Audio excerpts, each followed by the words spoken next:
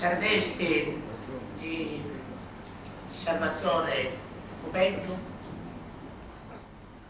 viaggio nel partito Sardo d'Azione, la cronaca e storia, e la collana Fondazione Sardegna consta di 748 pagine. Tratta delle ricerche politiche ed storiche del partito Sardo d'Azione dal 1948 al 1979. L'inizio coincide con le prime elezioni regionali del 7 maggio 1949 e la fine con la morte il 6 luglio del 1976 a 73 anni di Tino Meis, che ha governato il partito con animazione continua dalla sua elezione a direttore sino alla sua morte. La concorrenza del partito sardo nel governo dell'autonomia dal 49 al 58 si svolge per lo più nel clima di collaborazione col centro moderato degli schieramenti partitici del Consiglio regionale. Si afferma l'esigenza di presenza del partito sardo, in quanto soltanto al partito Sardo d'Azione si dice compete, per così dire, la funzione salvifica dell'autonomia, per origine storica e per appartenenza naturale nonché nominale. Il partito rifugge dagli estremi, recupera il modello, per così dire, archetipico, cioè quello dell'autonomista nazionale locale, con attenzione al sociale, che nel loro congresso del 4 luglio 1948 si era opposto al modello socialista autonomista, che era ancorato a una visione nazionale italiana e aveva provocato il trauma della scissione. Ancora sotto lo shock di questa dolorosa ferita, il partito si compatta in una posizione di centro democratico, aperto però a future evenienze politiche, protagonista la seconda generazione sardista. Attento anche il partito ad evitare ulteriori lacerazioni, tenuto conto del tessuto sociale rappresentato, un tessuto polimorfo, prevalentemente, ma non soltanto, di media e di piccola borghesia, con una dirigenza costituita in maggioranza da elementi di borghesia intellettuale e di borghesia professionale. Il partito si muove nella linea dello Statuto Sardo, parte della Costituzione italiana. Per la verità uno statuto moderato, quasi vorrei dire la definizione politica di un processo in allora già concluso. È un'accettazione però da parte del partito sardo non senza rimpianti, a causa della mutilazione del progetto di statuto elaborato dallo stesso partito nel momento costituente. Quello degli anni dal 49 al 58 è il sardismo storico, che attraverso il gruppo nuorese di fondatori, i Mastino e Giogiano, attinge molto il suo nutrimento ideale dalla cultura e dall'ideologia delle comunità agricole e pastorali, e pertanto appare conseguente che il partito rivendica nell'esecutivo regionale l'assessorato all'agricoltura, e però non manca l'apertura al fatto nuovo, industriale, spesso minerario perlomeno.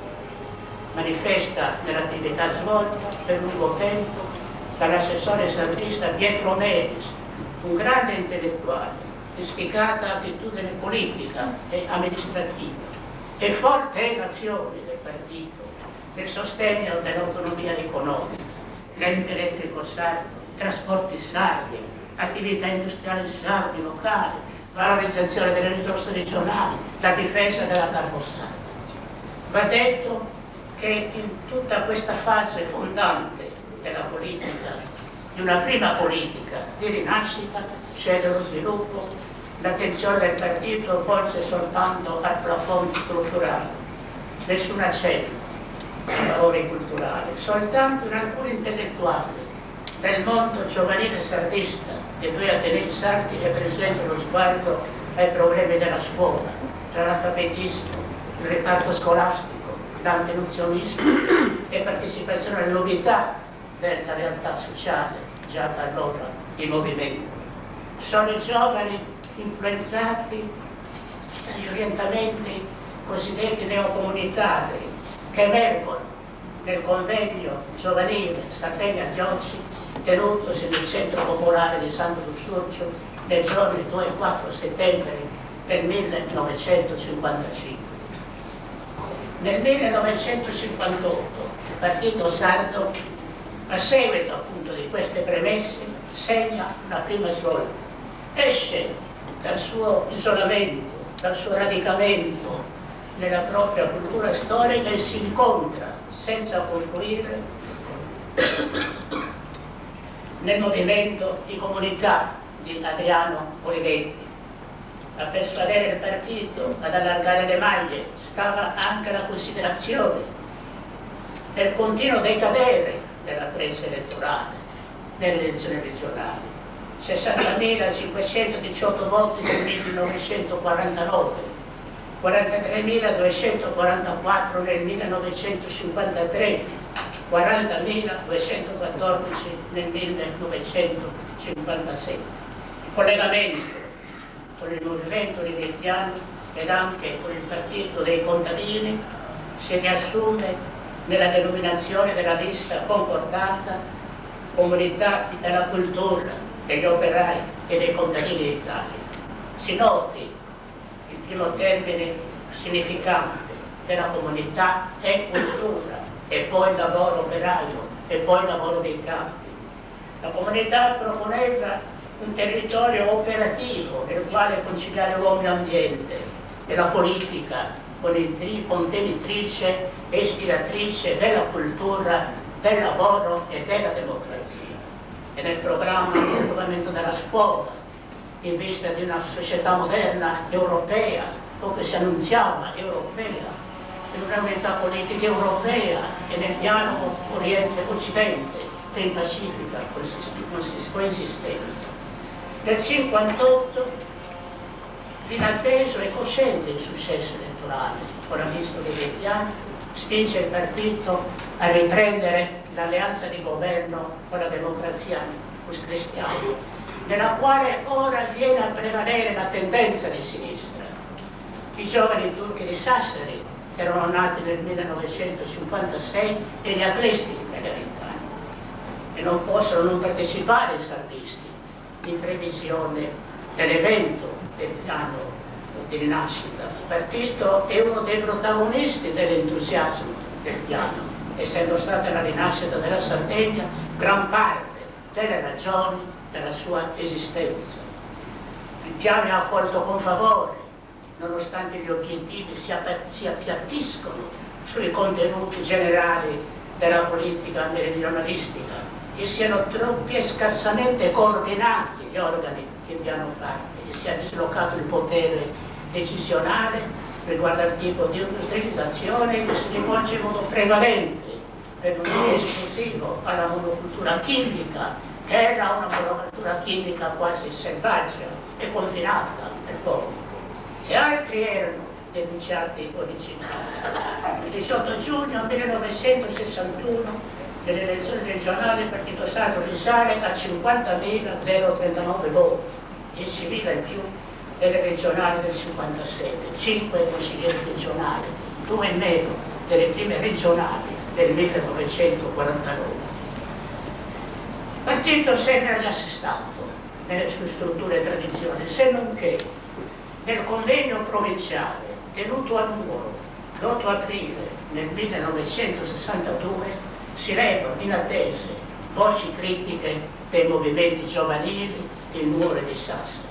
Essi chiedono che il partito assuma un preciso ruolo di diffusione territoriale della cultura attraverso le sezioni e che si avvii urgentemente all'interno del partito una verifica su tutta la politica e che il partito abbia il coraggio di sostenere un dialogo interno, con il rischio anche della rottura della collaborazione.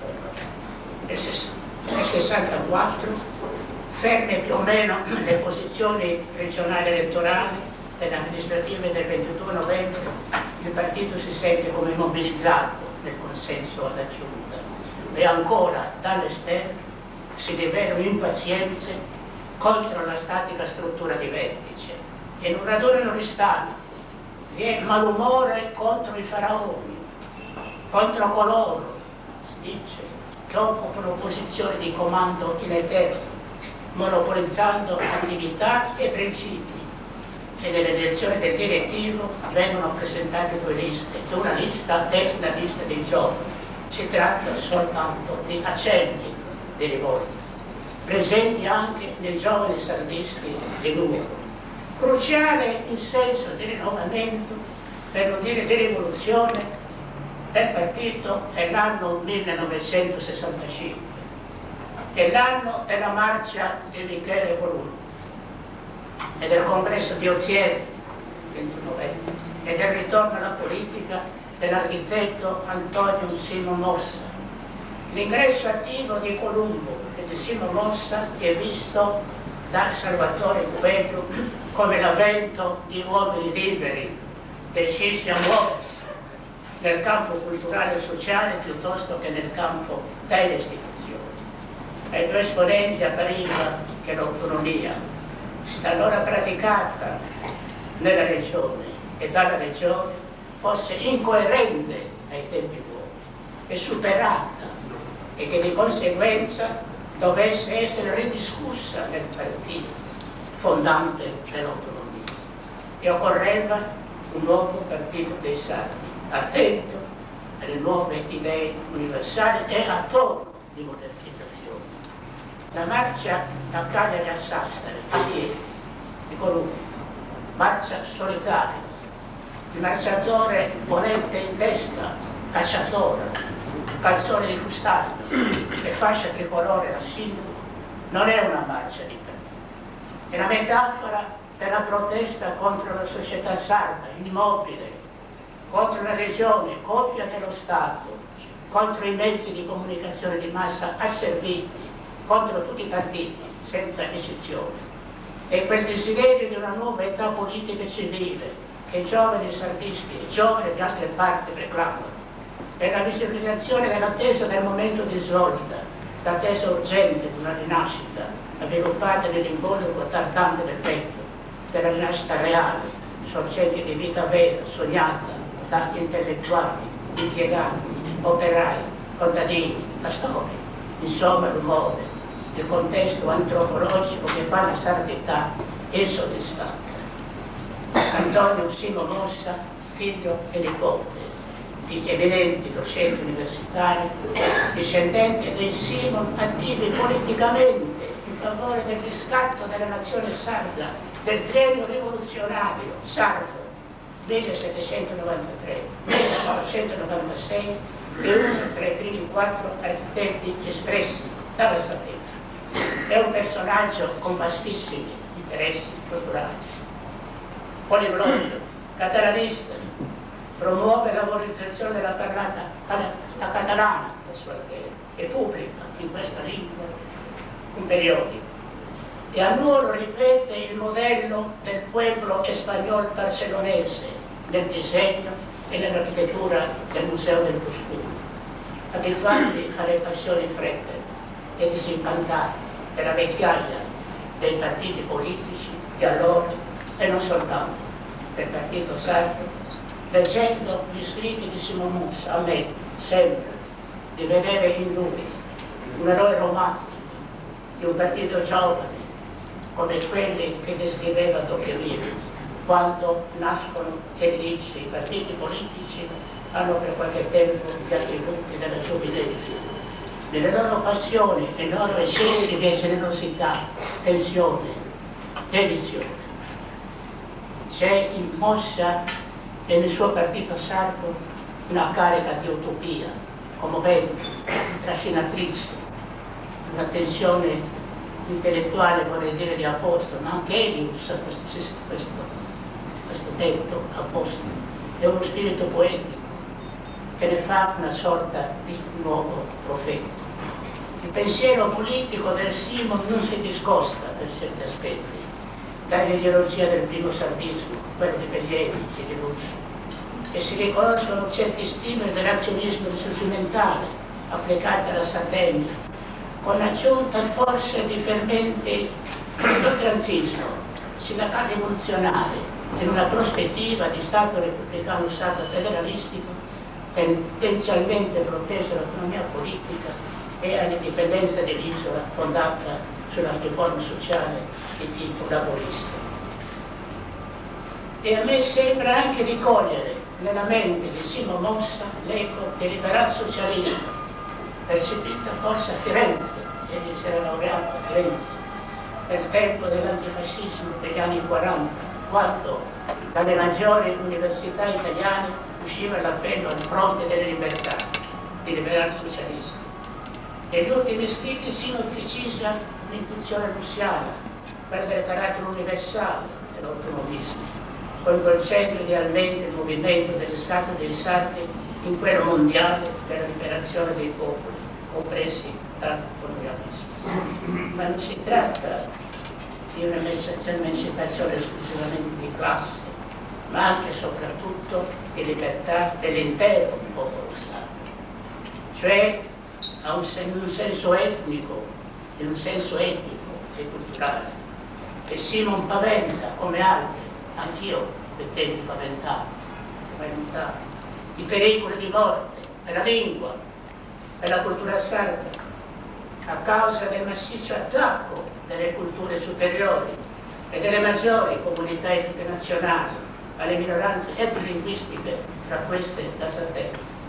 E più di tutto è stimolante, anche se non mancano i primi motivi imperiali, che la tesi di Simon che lega la comunità etnica sarda alle comunità etniche minoritarie del cosiddetto terzo mondo europeo, Francia, in Spagna, in Inghilterra, in Irlanda e in Italia, e che la vede partecipare a una grande federazione europea e ne sollecita l'alleanza, e cioè ad evitare che le grandi nazioni-state, per base di nazionalismo e di razzismo, perfezionino l'impresa distruttiva delle minoranze, snazionalizzandole sino a perpetrare il genocidio. C'è una lettera inedita, pubblicata nel volume di Fubetti, secondo, alla pagina 481. Una lettera inviata da Anselmo Conte, presidente del Partito Sardo. Simo propone in termini razionali e opina così l'idea di partito indipendentista federalista, anzi indipendentista fidelista, federalista in senso anticolonialista. L'indipendentismo federalistico egli scrive in posizione europea e qualificazione per un'Europa delle regioni, un'Europa delle comunità, un'Europa delle etnie europee e un'indipendenza inquadrata nell'integrazione europea. E giunge a minacciare quasi una rivoluzione, una resistenza passiva, una non obbedienza civile, ossia non violenza, e anche la regione estrema dell'insurrezione, ma sono parole di un momento di esaltazione.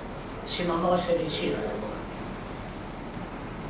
Credo che sia questo, perché prima egli aveva scritto così: una Sardegna libera e autonoma, integrata in una maggiore comunità come quella italiana, e i sardi sanno che la democrazia esiste ed è solennemente affermata dalla Costituzione e dallo Statuto Sardo, e nell'ambito della democrazia essi operano.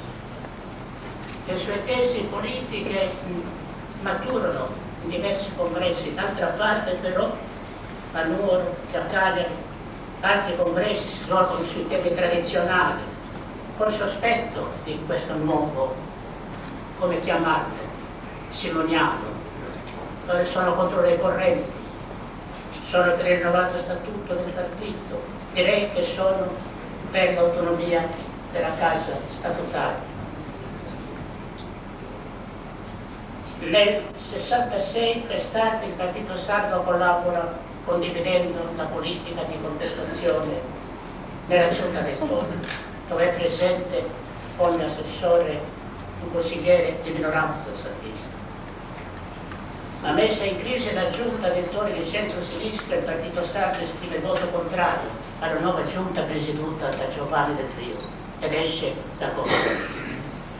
Nel discorso del 2 ottobre 1967 il Presidente Del Rio pone in termini espliciti ed ufficializza il tema del separatismo. E Simon, in un articolo della Nuova Sardegna del 10 ottobre, manifesta nuovamente la sua ideologia sardista, e cioè autonomia politica, indipendentismo, separatismo hanno lo stesso significato. E si va verso una nuova scissione del Partito Sardo, prevalendo all'interno la leadership culturale, sembrerebbe almeno per Simon.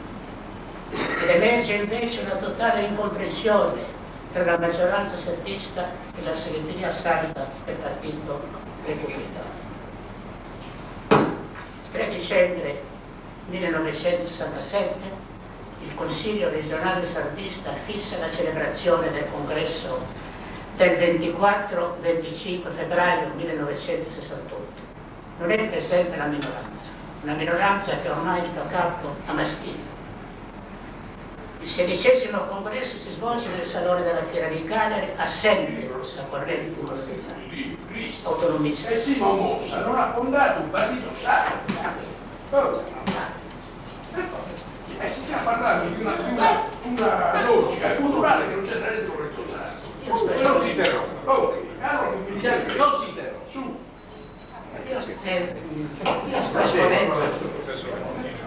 esponendo obiettivamente le situazioni. Assente la corrente minoritaria, autonomista, che nega validità alla scienza contestuale. Nella giornata del 24 si approva il nuovo statuto e in quella del 25 si svolgono le elezioni politiche del segretario del dibattito. Infine il congresso impegna il partito a riprendere e portare più avanti, secondo le linee programmatiche originarie, in un clima generale rinnovato del rigoroso costume morale e politico, a tutti i livelli della vita pubblica, la sua battaglia per una più radicale riforma dello Stato in senso federalistico che abbia come meta il riconoscimento dell'autonomia statuale della Sardegna nell'ambito dello Stato italiano concepito come Repubblica federale e nella prospettiva della Confederazione europea. L'effetto dello strappo operato al 16° congresso si fa sentire nelle elezioni regionali del 15 giugno 69. Ci sono altri turbamenti che mettono in forse l'apparente unità ideologica di intenti, di coesione della struttura uscita dal 16° congresso ed è evidente del resto l'inizio del calo del partito a seguito della scissione. Intanto si insiste per la convocazione di un nuovo congresso regionale del partito, tenuto conto anche, ma non si dice espressamente, delle serie condizioni di salute del segretario. Il congresso si svolge a Cagliari il 15 e 16 febbraio del 1974 ed è il 17°. Il congresso si celebra in un clima di generale instabilità. Era morto Simon Mossa nel 1871, era morto Pietro Mastino, è una sorta di tramonto delle tee antiche ed è l'avvento di una nuova dirigenza tra turbolenze e scontri. E nuovamente lo scontro tra i cosiddetti separatisti e gli autonomisti. Non sono molti i giovani al congresso, è scomparsa la fascia dai 30 ai 40 anni, sembra un partito vecchio per alcuni giovani, perché vi era attesa nei giovani che si proclamasse la nuova ideologia sardista ufficializzata nel congresso rivoluzionario del 68, e cioè la tesi indipendentista. Ma ciò non si verificò, per non provocare un'ulteriore lacerazione con altri dei sardisti, conservatori, e per non pregiudicare l'esito delle elezioni regionali. Fu un congresso normale, nella linea tradizionale del satirismo storico, ma fu anche un congresso drammatico. Infatti si contrapponeva la leadership di Titino Melis a quella di Michele Colombo, e cioè feriva un'amicizia, quasi una stretta parentela tra i due contendenti eccellenti che durava nei più di 30 anni, che fu eletto prima il presidente Titino Melis e poi il segretario Michele Colombo. Non potevano non nascere amarezze, dissapori, provvisorie e rancore, che al fine si acquetarono nella reciproca collaborazione. Titino Melis si ritrasse a scrivere le sue memorie, che non porterà a compimento. Nel mentre viene confermato consigliere regionale nelle elezioni del 1974. È l'unico rappresentante sardista in assemblea.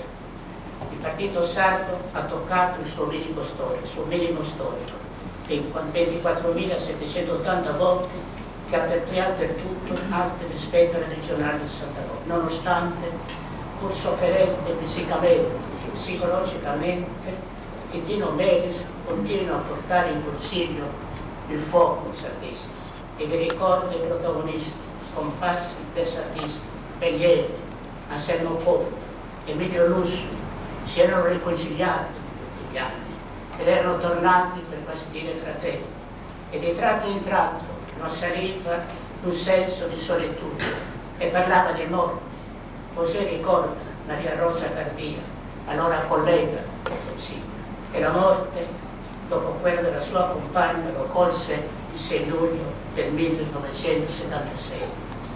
E questo cavaliere senza macchia e senza paura, e questo resistente dell'ideale sardista, a cui fu fedele, mai offeso, per tutta la sua vita se ne andò con il suo partito e con la Sardegna nel cuore.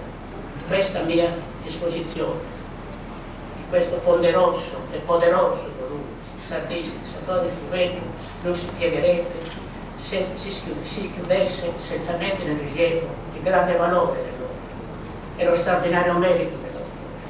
Il libro ricostruisce il percorso di 27 anni di storia del partito sardo, come ho detto, attraverso una complessa e studiata tessitura di emozioni ed ideali, di atti politici ed eventi, risultante da una lunga e faticosa operazione di ricerca fondata su documenti d'archivio, relazioni di congressi, scritti, informazioni orali di coloro che hanno vissuto la vita del partito, fedeli e transfughi, e di altri che dall'esterno hanno portato attenzione a momenti e personaggi dello stesso partito.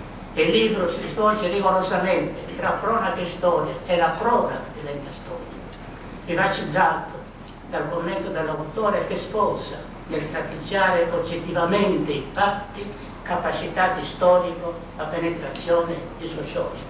Ed è da lodare l'impostazione scientifica, l'assetto del lavoro, la ricchezza di tabelle e chiarificatori.